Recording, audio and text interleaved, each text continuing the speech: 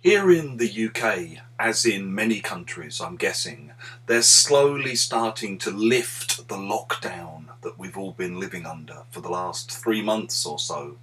As of next week, some schools will start to reopen and so-called non-essential shops will be allowed to open.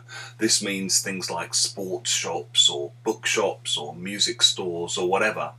Sadly, one of the businesses that will be worst affected by the coronavirus crisis and that will be among the last to reopen is pubs.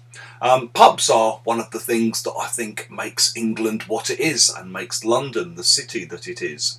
But obviously, because of the crowded nature of pubs, unless they have an outdoor space like a beer garden, they're not going to be allowed to reopen for anything other than takeaways in the foreseeable future.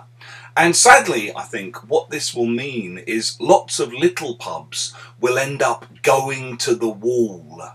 In other words, they'll end up having no money because they haven't got enough income and they won't be able to pay the money that they owe.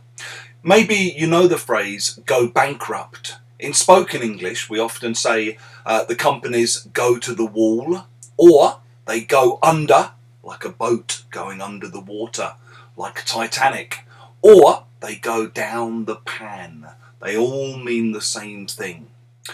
If you've enjoyed this video, please click the like button, share it with your friends and subscribe. And in the comment section below, please share with us examples of companies you've heard about that have gone under.